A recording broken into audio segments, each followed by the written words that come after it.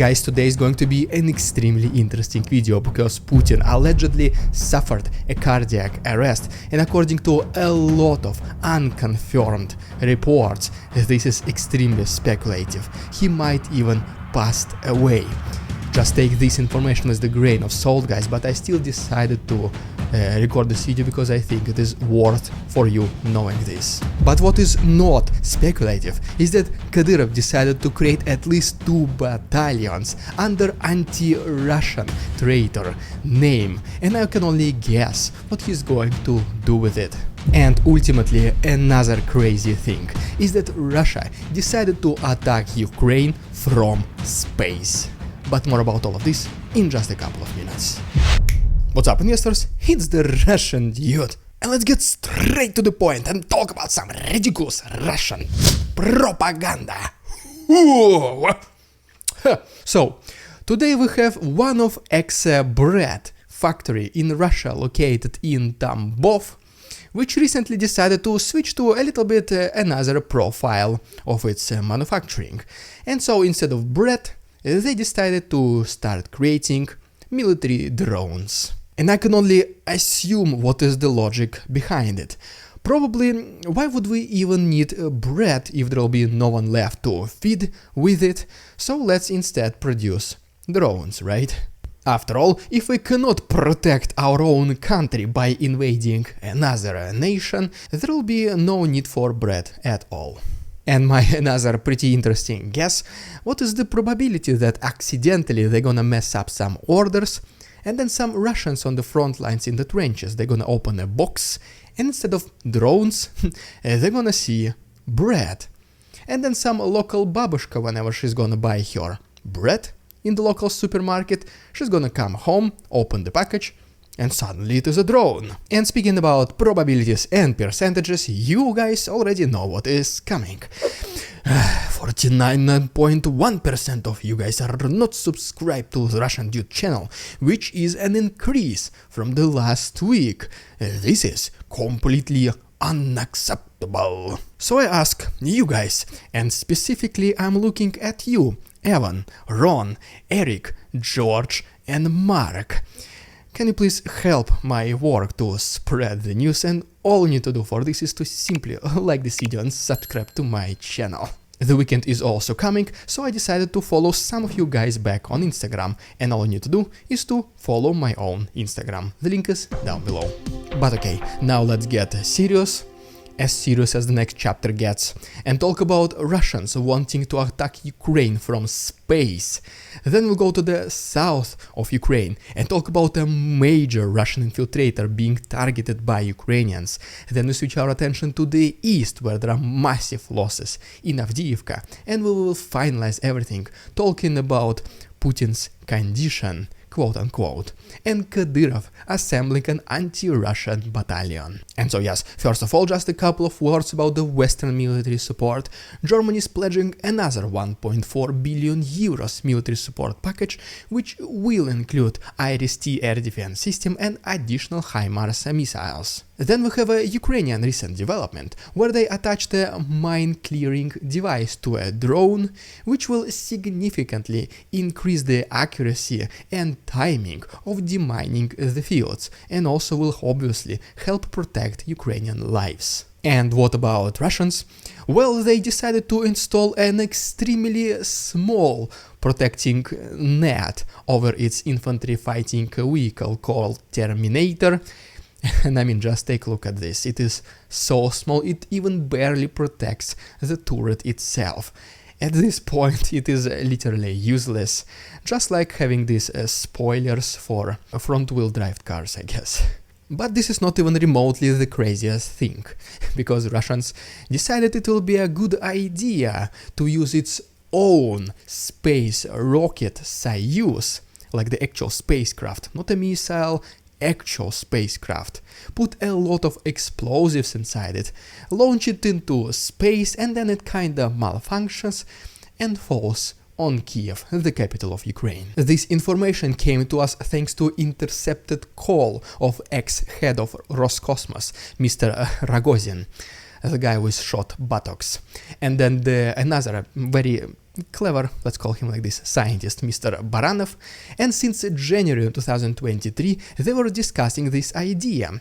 They even allegedly proposed it to Putin, who it is, at least for now, is still uncertain what he replied, if it is a yes or no.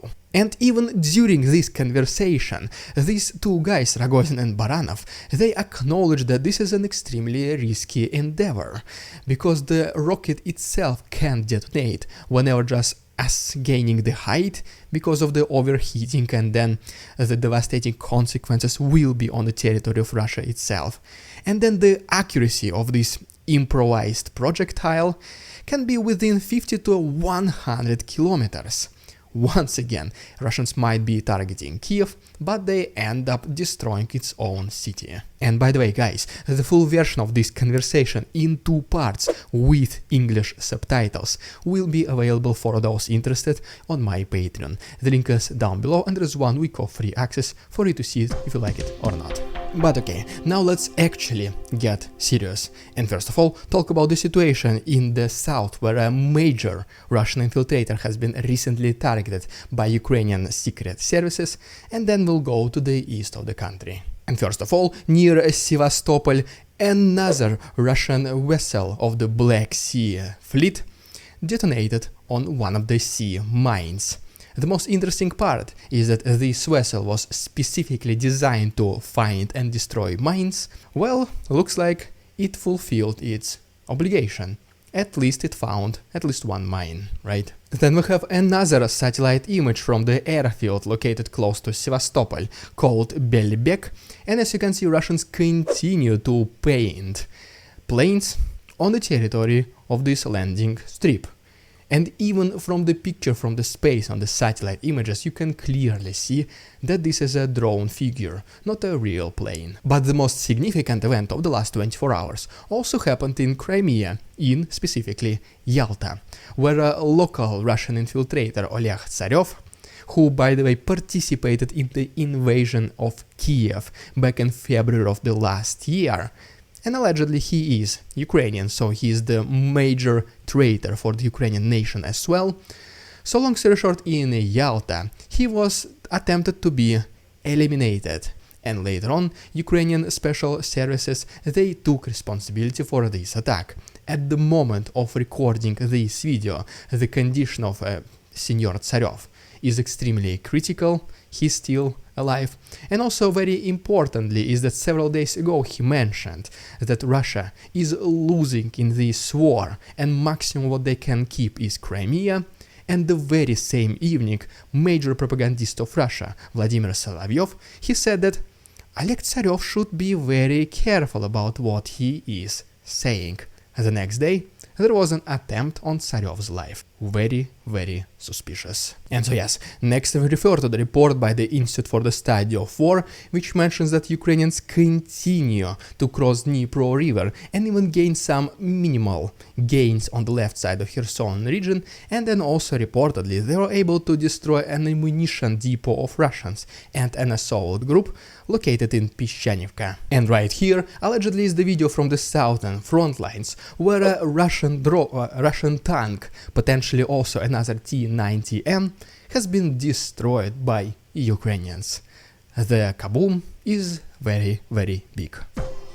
But okay, now let's go very quickly to the east of Ukraine and talk about Russians suffering massive losses in Avdiivka, and we will finalize everything talking about Kadyrov creating a battalion with extremely anti-Russian name and the overall condition of health of President of Russia Vladimir Putin. But first of all, we make a stop in Ukrainian city Izium, where recently as a result of Russian attack, a local fire station has been severely damaged. But just overall, Ukrainian air defense system was able to intercept 5 out of 6 Russian Shahid drones in the last 24 hours. Next, we once again refer to the report by the Institute for the Study of War, which mentions that Russians continue their offensive along Kupiansk-Svatove-Kreminna front line with yet unconfirmed advancements, not yet also confirmed by this map either.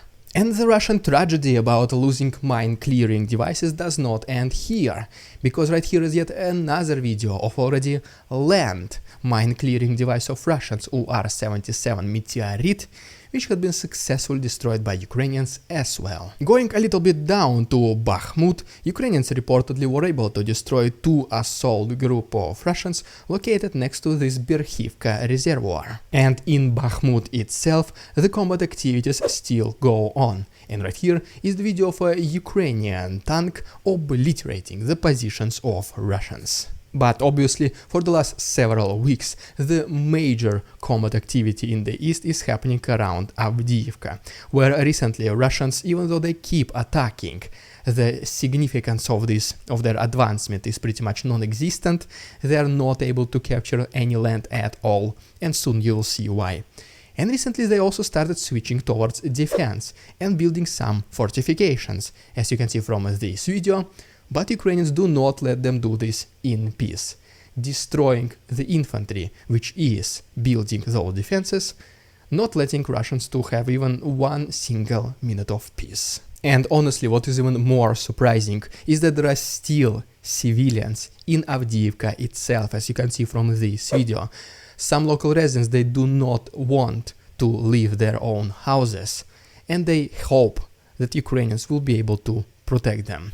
So let's all together wish them luck and hope that Ukrainians really will be able to protect them from the Russian aggression and this invasion. But to be honest, the losses of Russians in Avdiivka are already massive, probably the highest rate of Russian eliminations since the beginning of this war, because since the beginning of Russian invasion or active operations against Avdiivka, approximately since October 10th, Russians already lost at least 5,000 people and 400 plus pieces of military equipment and vehicles. And the very same report by the Institute for the Study of War claims that Avdiivka might be a grave mistake for Russians, because this will significantly undermine their combat activities and capabilities for the future. Once again, because we all know how much Russians love symbolic victories, and they will keep transferring the infantry, personnel, resources, military vehicles, equipment to Avdiivka, trying to capture it, absolutely no regards to the losses. And even if Russians will be able to successfully capture it, they will not have enough personnel and equipment to do their next further offensive operations as effectively as before. And just to show you how ridiculous the Russian advancement in Avdiivka is, just take a look at this map which shows you the changes in territorial control. This is how much land Russians were able to contest, not even occupy.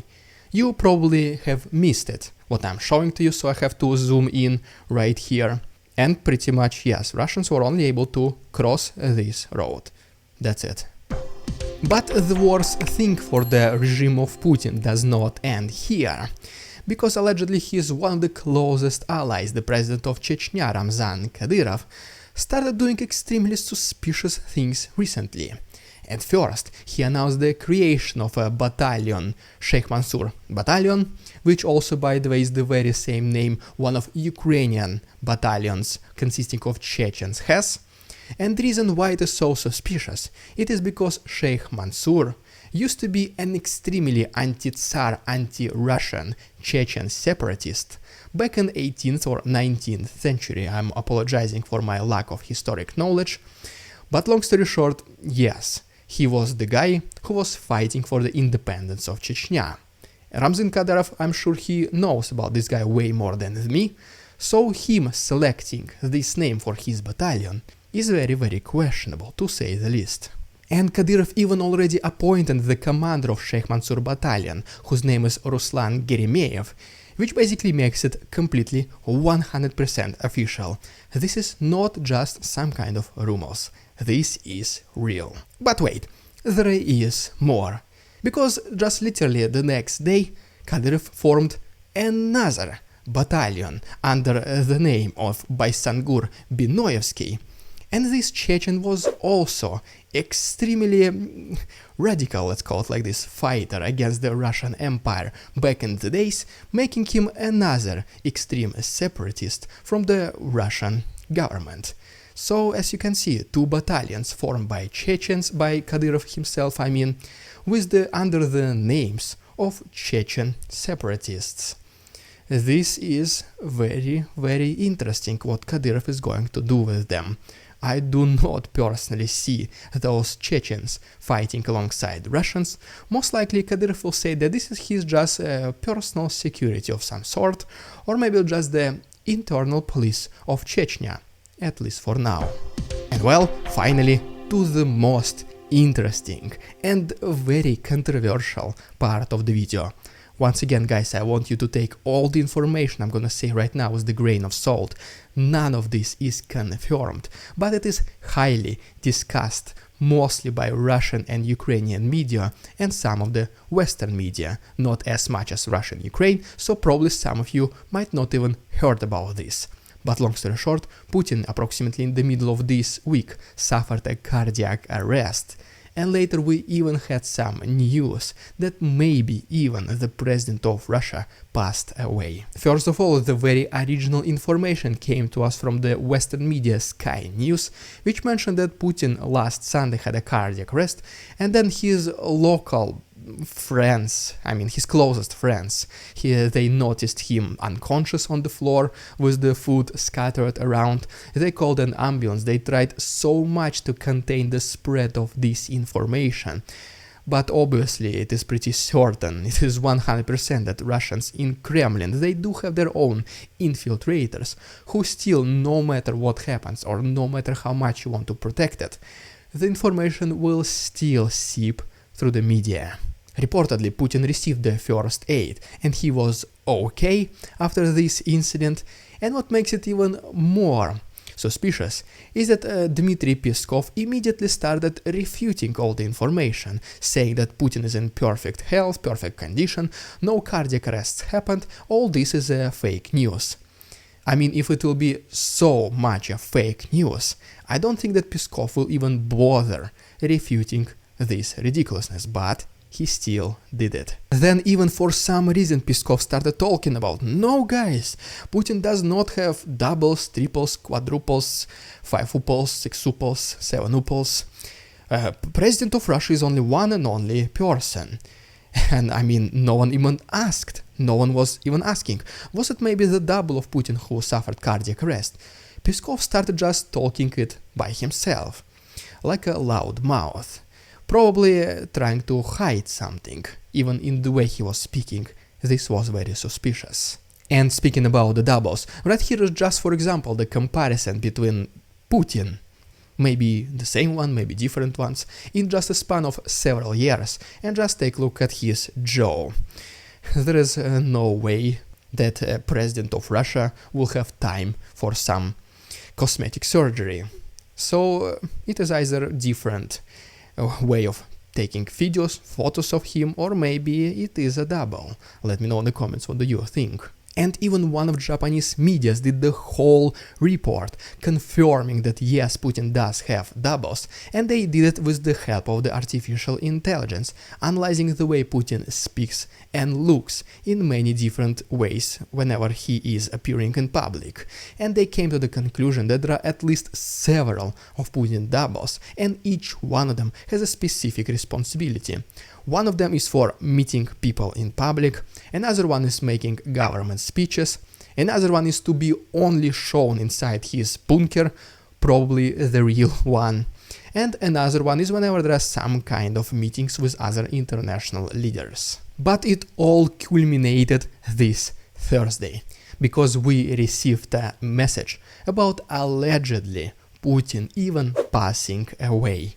Personally, I do not think that this is a true information, but just once again I decided to spread this news with you in case you want to be aware of everything that's happening within the Russian Putin's regime.